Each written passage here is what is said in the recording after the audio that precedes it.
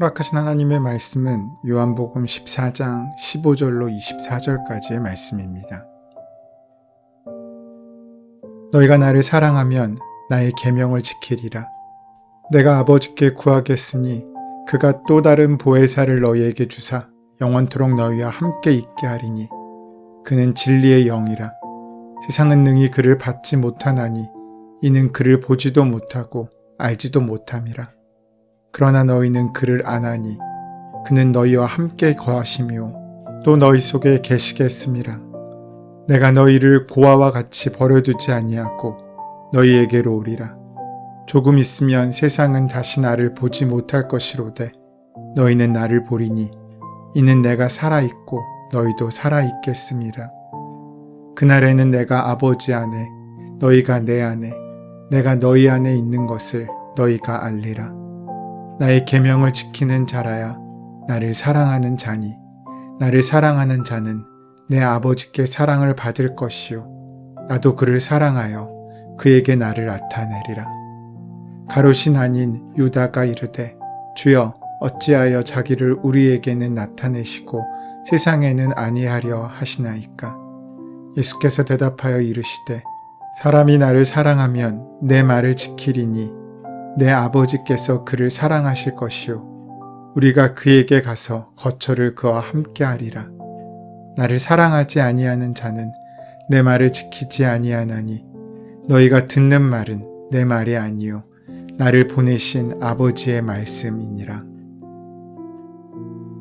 요한복음 13장부터 17장까지는 예수님께서 만찬의 자리에서 하신 말씀, 예수님의 십자가 지심을 몇 시간 앞두고 온 마음으로 제자들에게 주셨던 내용입니다. 먼저 13장에서는 예수님께서 최후의 만찬 자리에서 제자들의 발을 씻겨주신 일에 대하여 증거합니다. 그러면서 마지막으로 예수님의 공생애가 끝나기 바로 직전에 예수님이 제자들에게 주신 고별 설교의 말씀을 우리에게 주고 있습니다. 고별 설교는 요한복음 14장에서 17장까지 해당됩니다. 오늘 본문은 비교적 그 고별 설교의 앞부분에 속하는 말씀입니다. 예수님이 고별 설교를 하게 되신 이유는 예수님이 이 세상을 떠나실 때가 아주 임박했기 때문입니다. 이것은 십자가 처형을 통한 죽음이기도 하고 부활 후의 승천이기도 합니다. 그런데 이 상황은 제자들에게는 큰 위기였습니다. 예수님이 살아계신 동안에도 제자 공동체는 크고 작은 위기에서 벗어나지 못했습니다. 유대인들로부터의 억압, 공동체 내부의 분열이 그런 것들이었습니다. 이런 마당에 예수님마저 그들의 곁을 떠나게 된 것입니다. 제자들은 정신적인 공황에 빠질 수밖에 없었습니다. 생각해 보십시오. 예수님 없이 제자들이 무엇을 할 수 있습니까? 그들은 이제 예수님을 따라다니는 모든 것들이 수포로 돌아갔다고 실패했다고 생각할 수밖에 없었습니다. 예수님이 떠나신 뒤에 제자들이 처한 상황을 거의 절망적이라고 보고 있었기 때문입니다. 이런 상황을 내다보고 계신 예수님이 이제 제자들에게 말씀을 미리 전하고 있으신 것입니다.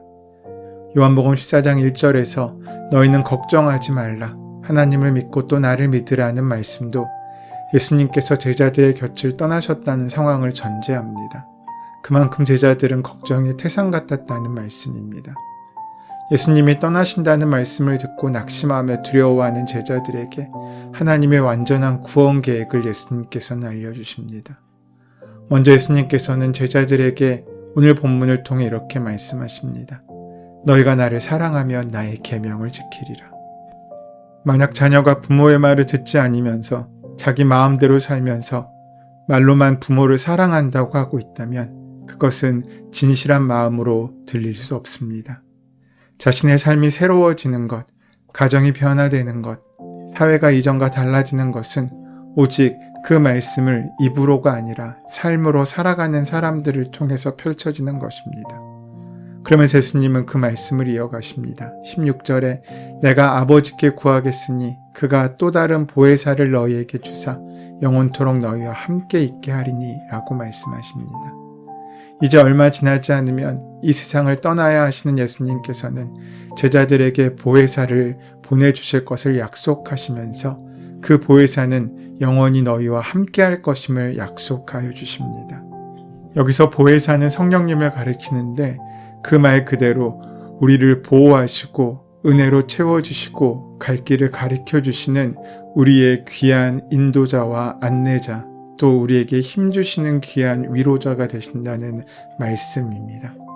그런데 예수님께서는 단순히 보혜사라고 말씀하지 않으시고 또 다른 보혜사라고 말씀하십니다. 이 말씀을 주시는 이유는 예수님이 보혜사이셨고 또 이제 예수님께 승천하신 이후에 성령님께서 우리에게 오셔서 같은 역할을 우리에게 허락하시고 이루신다는 말씀을 주고 있으신 것입니다. 예수님께서는 보혜사가 어떤 분이신지를 17절 말씀에서 이렇게 설명합니다. 그는 진리의 영이라 세상은 능히 그를 받지 못하나니 이는 그를 보지도 못하고 알지도 못함이라. 그러나 너희는 그를 아나니 그는 너희와 함께 거하심이요 또 너희 속에 계시겠음이라. 예수님과 동일하신 다른 보혜사, 즉 위로자를 보내신다는 것입니다. 성도의 삶은 사단과의 치열한 영적인 싸움이기에 연약한 인간 자체의 힘으로 승리하기란 불가능합니다. 그러나 성령님께서 성도의 마음속에 함께 하시며 모든 삶을 인도하시고 세상 끝날까지 함께 하시겠다는 그 약속을 통해서 세상 가운데 가득한 영적 싸움 가운데 우리가 이길 만한 힘과 능력과 담력을 얻고 누릴 수 있게 되는 것입니다. 아무리 어려운 상황에서도 성도를 고아처럼 홀로 있게 하지 않으신다고 주님께서 말씀하십니다. 진리의 영이신 성령님이 함께 하시며 인도하시기 때문입니다. 성도는 그 성령님의 도우심을 받아 세상에 감당할 수 없는 믿음을 가지고 넉넉히 세상을 이길 수 있는 능력을 소유할 수 있게 됩니다. 지금 제자들은 마치 어머니를 잃어버린 어린아이처럼 예수님을 필요로 합니다. 그런데 예수님은 이미 세상 사람이 아닌 듯합니다. 어머니를 잃은 아이에게 새 어머니가 있어야 하듯이 제자들에게도 그런 존재가 필요한 것입니다. 그렇지 않고서는 그 상황을 헤쳐나갈 수 없기 때문입니다. 예수님은 지금 제자들의 상태를 고아에 비유하고 있으십니다. 고아라는 말은 참 아픈 말입니다. 이 말을 구성하고 있는 한자 고자는 외롭다는 혹은 홀로 있다라는 뜻을 갖고 있습니다. 아는 어린이라는 뜻을 가지지만 사람이라는 뜻도 포함하고 있습니다. 그러므로 사전적으로 본다면 고아는 부모 없는 어린이를 가르치지만 넓게 본다면 홀로 사는 사람 혹은 외로운 사람들을 가르치는 말이라고 할 수 있습니다. 힘들고 어려울 때 그 힘듦과 아픔을 나눌 만한 아무도 존재하지 않는 사람이 고아 같은 사람입니다.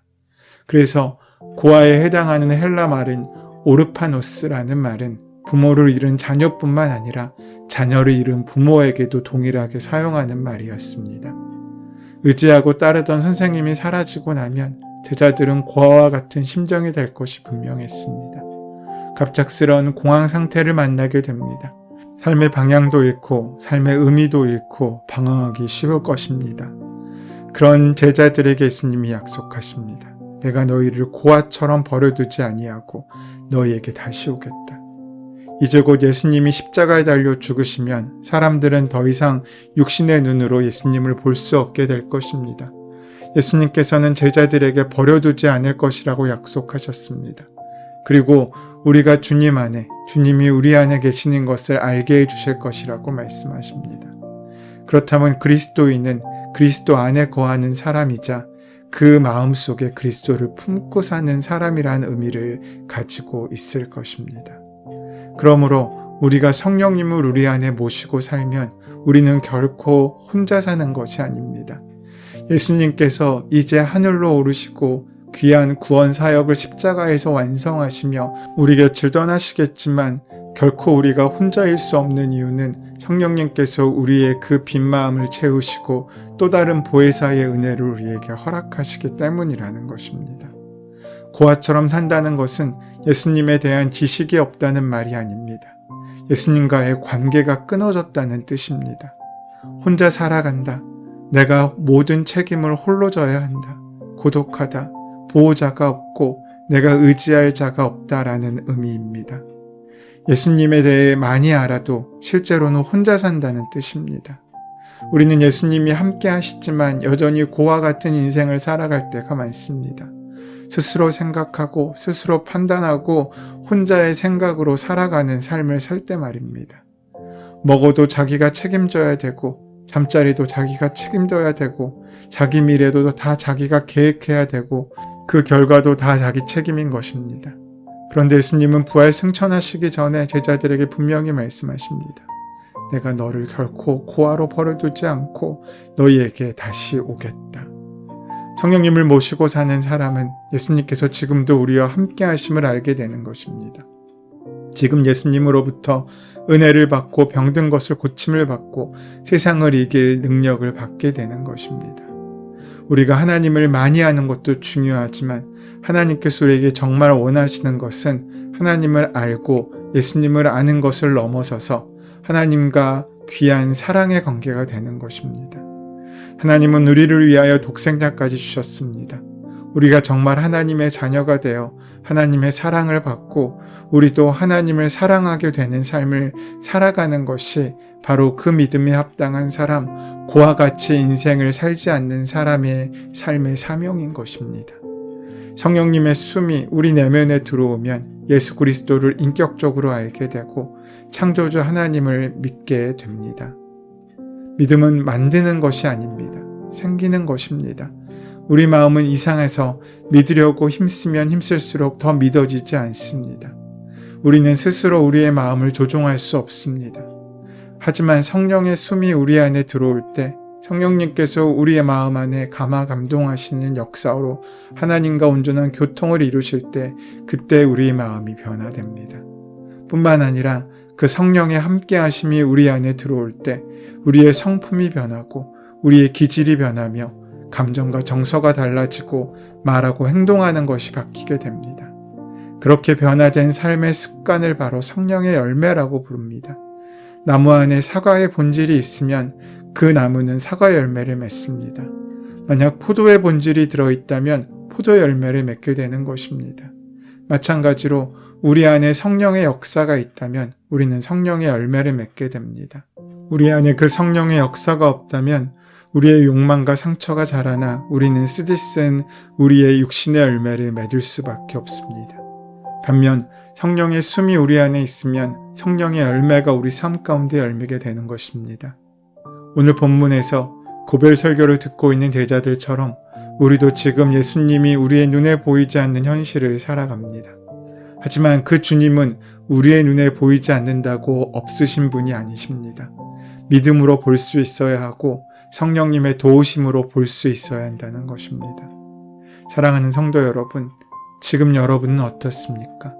혹시 내가 고아와 같다라는 느낌이 들 정도로 외롭고 두렵고 허전한 분이 계십니까? 아마 우리 중에 많은 사람들이 그런 고독감을 느끼게 될 것입니다. 자녀가 없어서 그런 사람도 있고 부모가 없어도 그런 분도 있으실 것입니다. 머나먼 이국 땅에 홀로 떨어져 있어서 그럴 수도 있습니다. 자식이 있다고 하지만 없는 것이나 다름없어서 그럴 수도 있습니다. 우리의 삶이 불확실하고 우리의 미래가 불투명하기도 합니다.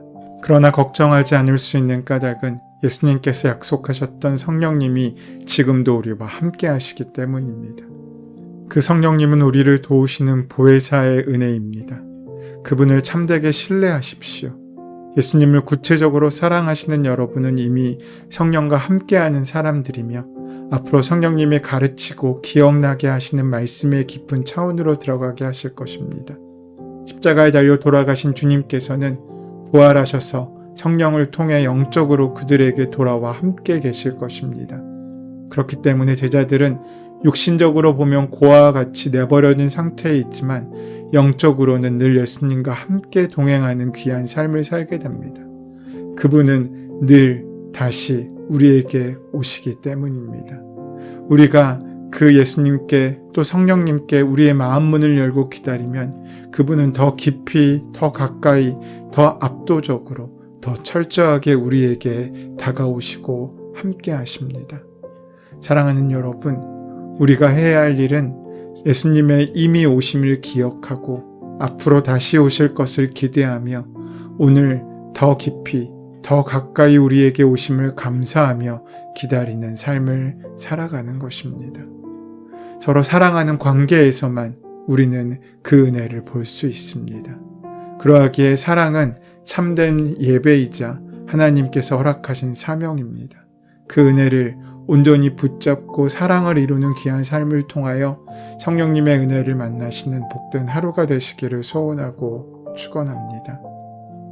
은혜의 주님, 힘든 세상에서 지칠 때 우리를 고아처럼 버려두지 아니하시고 끝까지 함께 하시는 주님의 약속을 우리가 의지하여 힘을 얻습니다. 진리의 성령님이 깨닫게 하시는 말씀을 붙잡음으로 주님의 사랑과 능력을 매 순간 누리게 하여 주시옵소서. 예수님의 이름으로 기도드립니다. 아멘. 이제 오늘 이 아침 우리에게 허락하신 본문의 말씀이 나에게 주시는 말씀으로 만나지기 위하여 본문의 말씀을 깊이 묵상하시고 함께 기도하는 시간 갖겠습니다. 함께 기도합니다.